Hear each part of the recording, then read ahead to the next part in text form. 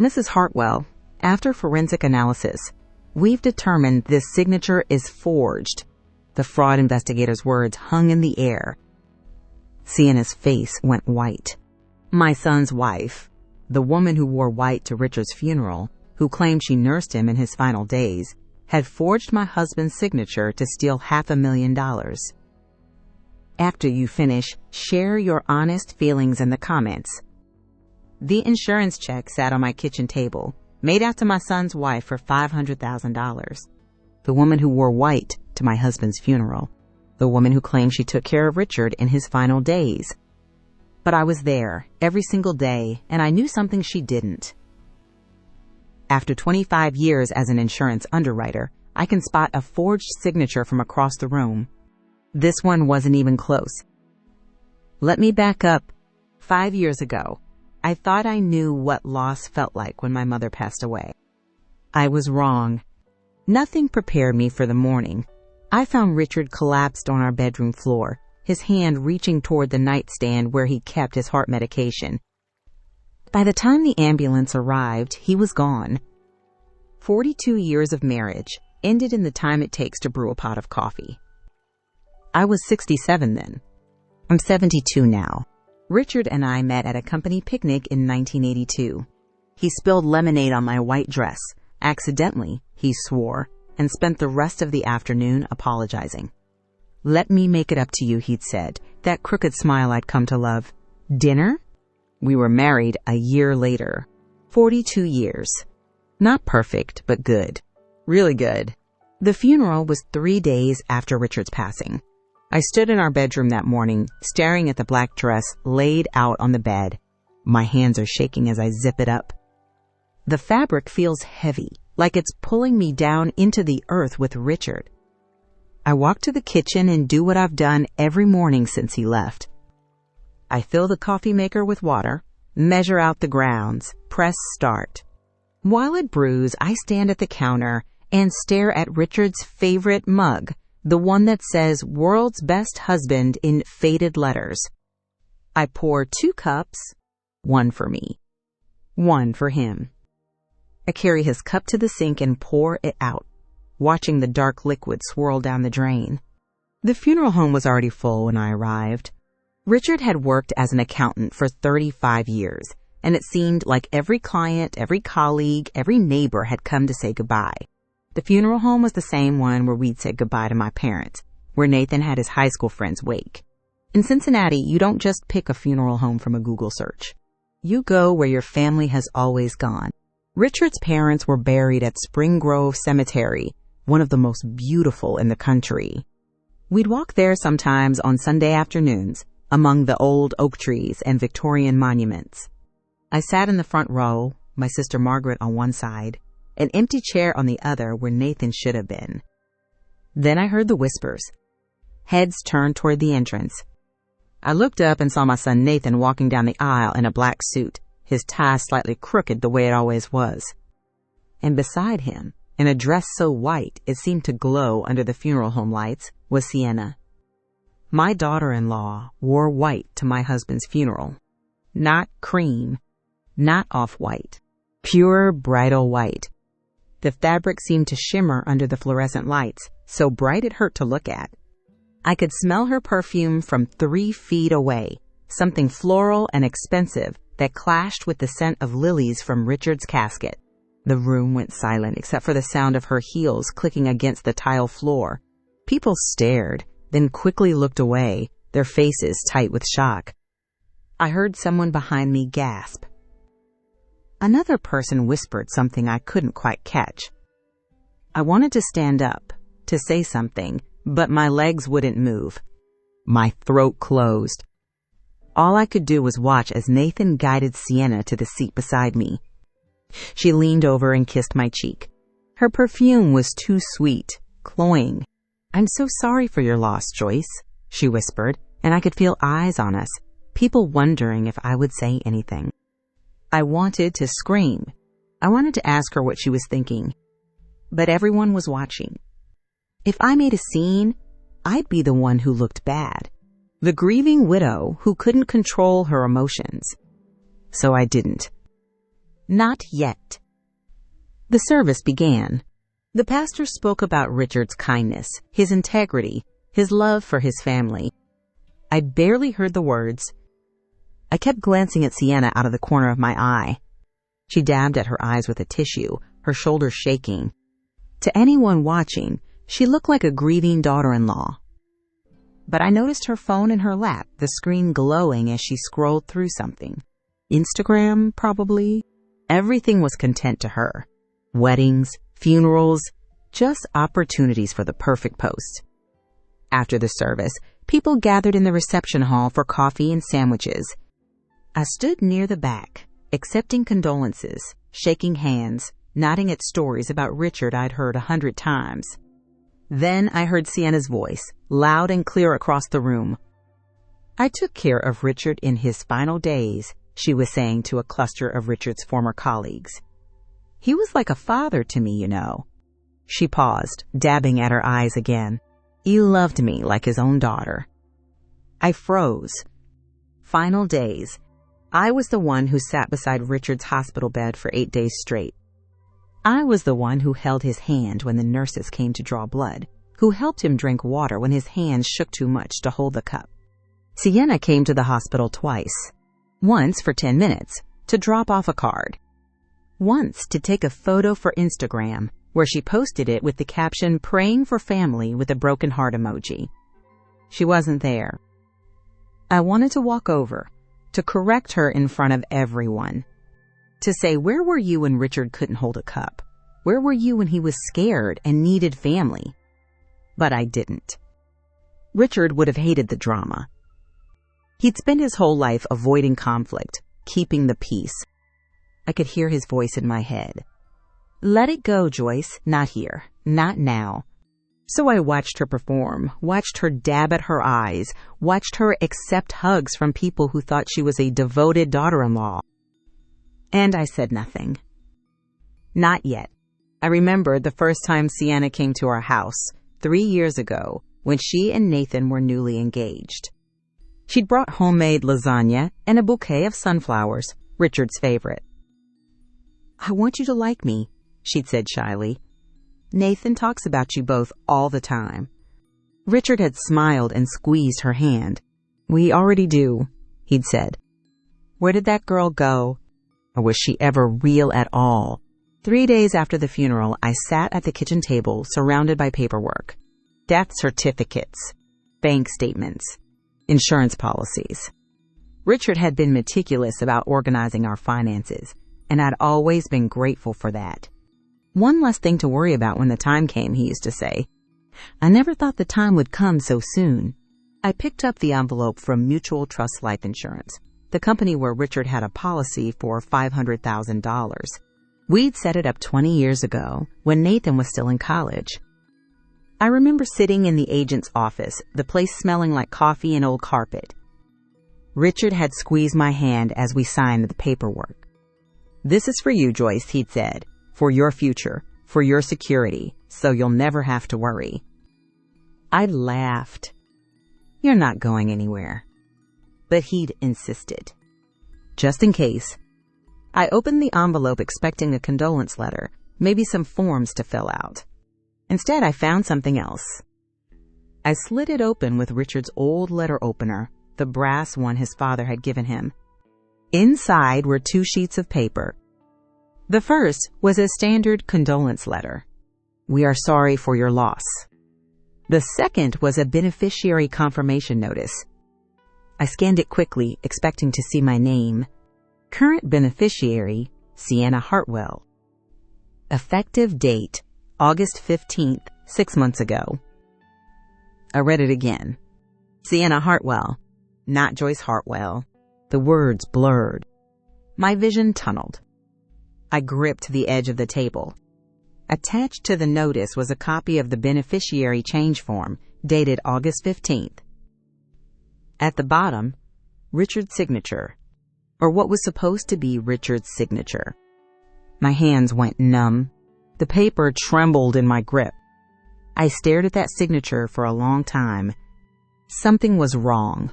I got up and walked to Richard's study, the room I hadn't been able to enter since he passed away. His reading glasses still sat on the desk next to a stack of unread mystery novels. I opened the bottom drawer where he kept important papers and pulled out the folder labeled Personal Correspondence. Inside were 42 anniversary cards, one for each year of our marriage. Every year, Richard would write me a card in his careful, sloping handwriting. I spread them across the desk and compared them to the signature on the beneficiary form. The R was wrong. Richard always wrote his R's with a distinct loop at the top, a flourish he'd picked up from his father. The signature on the insurance form had no loop. It was stiff, hesitant. The D at the end of his last name was wrong too. Richard's DS always had a small upward flick like a bird taking flight. This D was flat. I pulled out my phone and took photos of both signatures, Richard's authentic one and the forged version. Clear, high-resolution shots from multiple angles. In my years as an underwriter, I'd learned this the hard way. Digital backups save cases. I uploaded them to my cloud storage immediately, then emailed copies to myself with the date in the subject line. For 25 years, I'd reviewed applications, calculated risk, flagged inconsistencies. I'd trained junior underwriters on fraud detection. Look for pressure points in the signature, I used to tell them. Forgers press harder when they're uncertain. Authentic signatures flow. I testified in court twice as an expert witness. I knew what I was looking at. I'm not a handwriting expert, but I spent 25 years as an insurance underwriter. I reviewed thousands of signatures, flagged dozens of suspicious claims, trained new employees on how to spot inconsistencies. This signature was forged. I sat back in Richard's chair, the anniversary cards spread before me like evidence. A cold fury settled in my chest, different from the grief I'd been drowning in. This was sharp, focused. I picked up my phone and scrolled through my contacts until I found the name I was looking for. Pamela Chen. We'd worked together for 15 years before I retired. She was an insurance investigator now, one of the best. I pressed call. She answered on the second ring. Joyce, I've been meaning to call you. I'm so sorry about Richard. Pamela, I said, my voice steady. I need your help. Professional help. There was a pause. Then, what's going on? Can you come to my house tomorrow morning? I need you to look at something. I'll be there at 9, she said without hesitation. I hung up and looked at the signature again. Richard didn't change the beneficiary. Someone else did. Pamela arrived at exactly 9 o'clock the next morning, carrying a leather briefcase and 2 cups of coffee from the cafe we used to go to on our lunch breaks. I remember you take it black, she said, handing me one. We sat at the kitchen table, and I showed her everything. The beneficiary change form, Richard's anniversary cards, the insurance company's notice. Pamela put on her reading glasses and studied the signature for several minutes without speaking. Her finger traced the lines of the R, the pressure points, the inconsistencies. Finally, she looked up. You're right, she said. This doesn't look like Richard's handwriting, but we need more than visual comparison. We need documentation. What kind of documentation? I asked. Medical records, she said, pulling out her laptop. If we can prove Richard was physically unable to sign this document on August 15th, we have a case. My pulse quickened as Pamela opened the medical records. I remembered that day. Richard's hands had been shaking so badly, he couldn't hold the cup of water I tried to give him. The nurse had to use a straw. She made a call to the hospital where Richard had been treated. I listened as she explained what we needed, using terms like chain of custody and authenticated records. 20 minutes later, her email pinged. Got them, she said, opening the attachment. We read through Richard's medical records together. August 12th, admitted for cardiac monitoring after episode of chest pain and irregular heartbeat. August 13th, echocardiogram performed. Patient in stable condition, but experiencing tremors in hands. August 14th, Continued observation. Patient unable to grip objects. Requires assistance with meals. August 15th. Transferred to ICU for closer monitoring. Hands shaking severely. Speech slightly slurred. Pamela looked at me. Joyce, on August 15th, Richard was in the ICU with tremors so severe he couldn't hold a cup. There's no way he could have signed a legal document. So this is fraud, I said. Yes, she said quietly. This is fraud. We sat in silence for a moment. Then Pamela started making a list. Here's what we need to do, she said. First, we hire a forensic document examiner to officially analyze the signature. Second, we get statements from the hospital staff who were on duty August 15th. Third, we contact the insurance company's fraud investigation unit. Will they believe us? I asked. Pamela smiled, the kind of smile that meant she was about to go to war. They'll believe the evidence, she said. Pamela closed her laptop and looked at me with a small smile. Joyce, I've investigated fraud for 10 years. This is one of the most obvious cases I've ever seen. When we present this evidence, Sienna won't have a leg to stand on.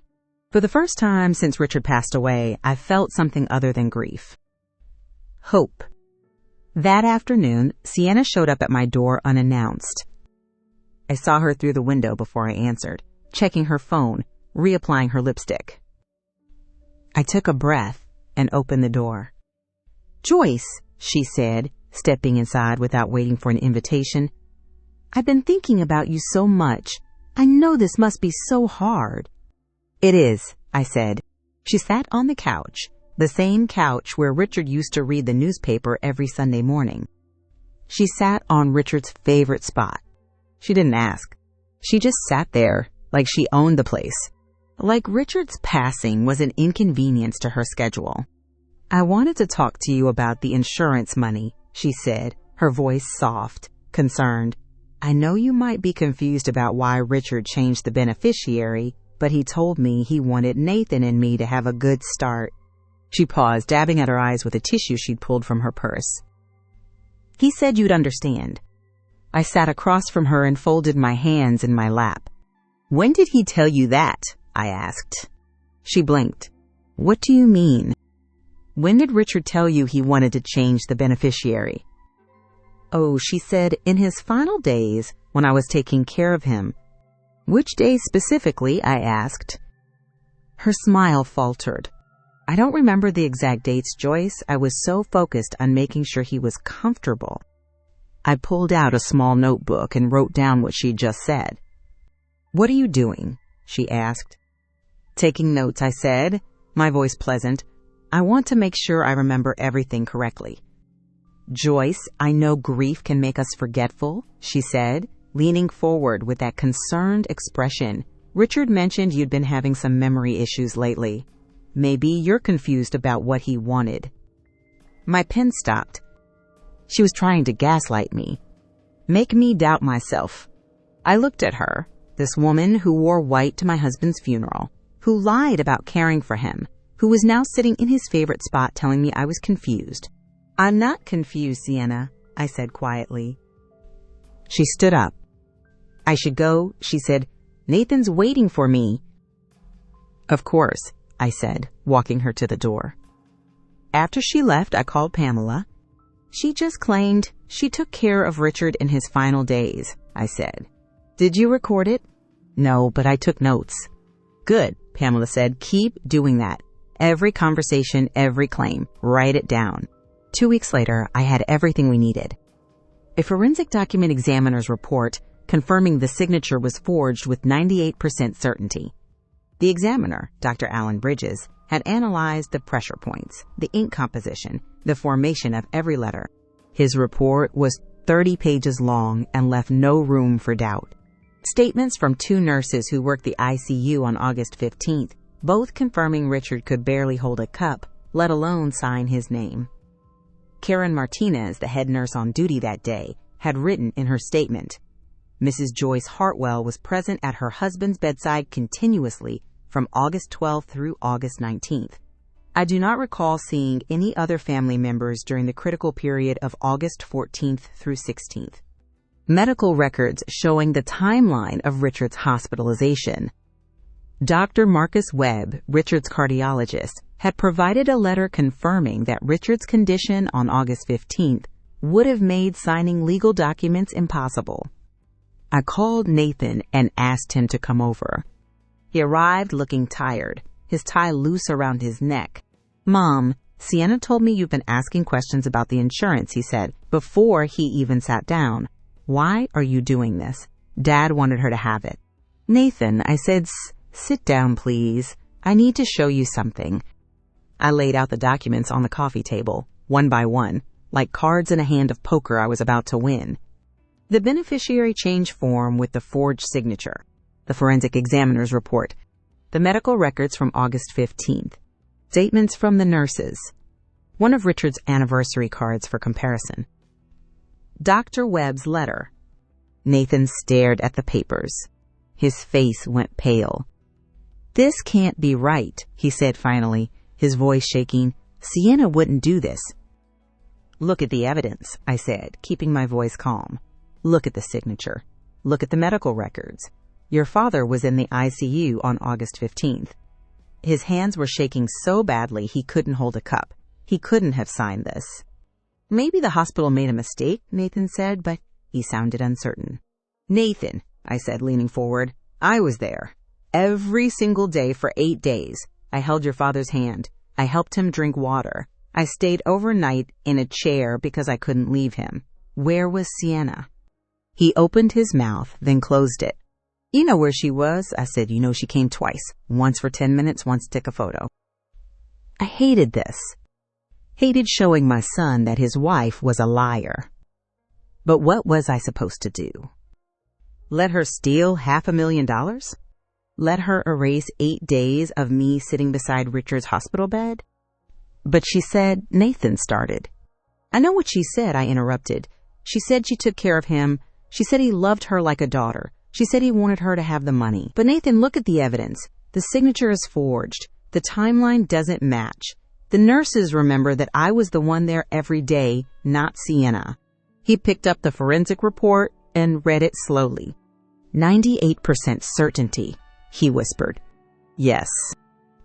I remembered Nathan at 8 years old, coming home from school crying because a bully had taken his lunch money. Richard had sat him down and said, "You tell the truth, always, even when it's hard, especially when it's hard." Nathan had nodded, wiping his eyes. "I will, Dad." Now I was asking him to do the same thing, to look at the truth, even when it hurt. He stood up and walked to the window, his back to me. "Why would she do this?" he asked. $500,000, I said quietly. "That's why." He turned around, his face pale. "I need to talk to her."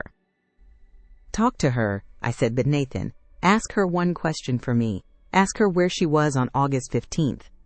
He stood at the door, the evidence folder in his hand. He didn't say goodbye, but he didn't say he didn't believe me either. That was something. He left without another word. The meeting at the insurance company happened 3 weeks later. Joyce Hartwell, Nathan Hartwell, Sienna Hartwell, the insurance company's fraud investigation director, 2 company lawyers. We sat in a conference room with floor-to-ceiling windows overlooking the city. The conference room smelled like fresh coffee and carpet cleaner.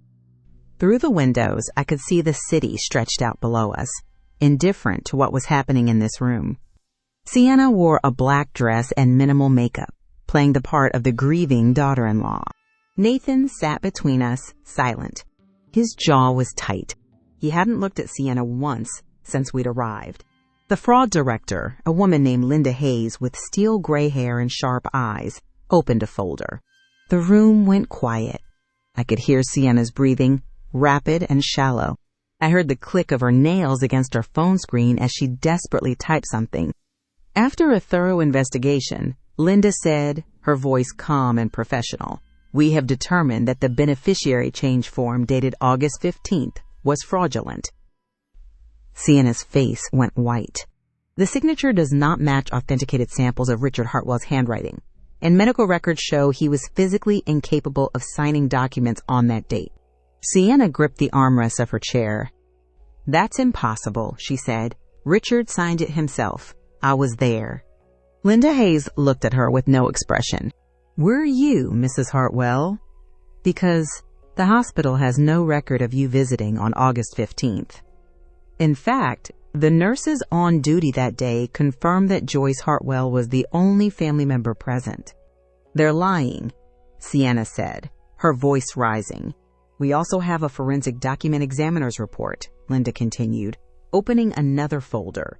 "The signature was made with a different pen than Richard Hartwell typically used. The pressure points are inconsistent with his natural writing. The formation of certain letters does not match his authenticated signature."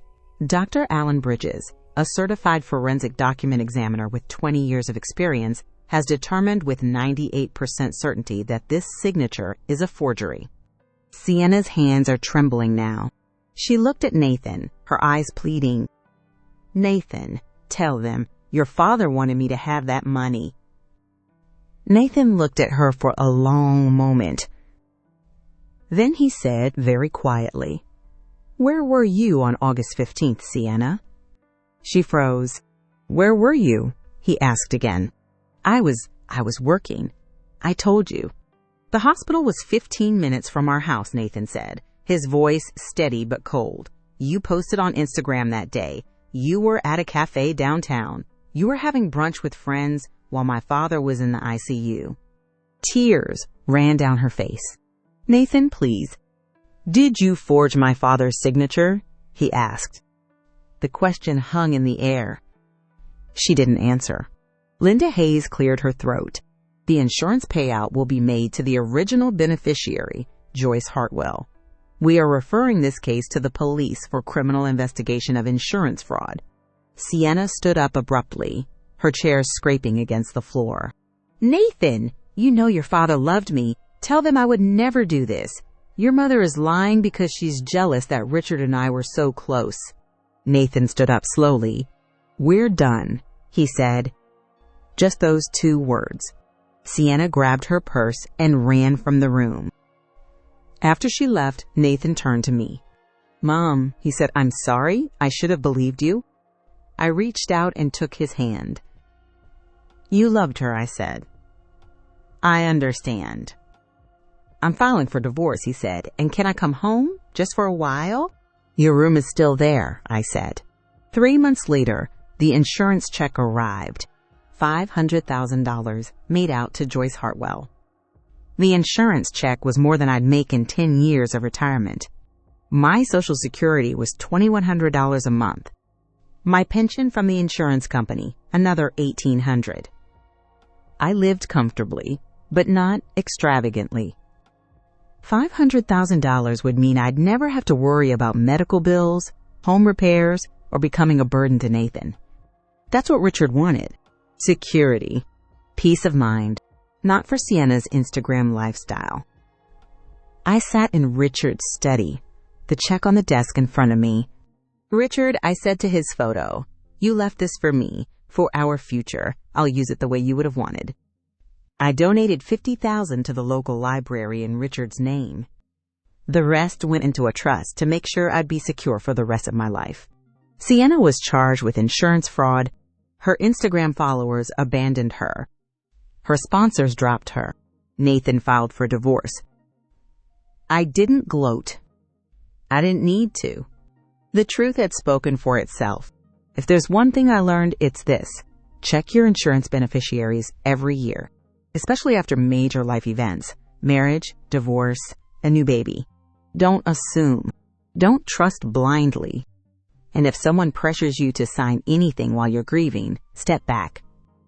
That's not love. That's exploitation. Richard left me that money because he loved me. Because he wanted me safe. Not because someone forged his signature. Keep copies of important signatures. Trust your instincts. And if you doubt, ask a professional. Insurance fraud is more common than you think. On a Sunday morning, 6 months after Richard's funeral, I stood in my garden watering the roses he'd planted for our 40th anniversary. Morning sun was warm on my face. I could almost hear Richard's voice. "You did it, Joyce. You protected us." I set down the watering can and picked one perfect pink rose, still wet with morning dew. I carried it inside and placed it in a vase on Richard's desk, right beside his reading glasses and the stack of mystery novels he'd never get to finish. "For you," I whispered. The morning sun streamed through the window, warm on my face. Somewhere in the house, I could hear Nathan moving around in his old room, the sound of his footsteps a reminder that I wasn't alone. Richard's roses would bloom again next spring. And so would I. If you were in my position, what would you have done? Have you experienced something similar? What does family really mean to you? If this story touched your heart, please like and subscribe. Your support helps me continue sharing these stories. Thank you for listening.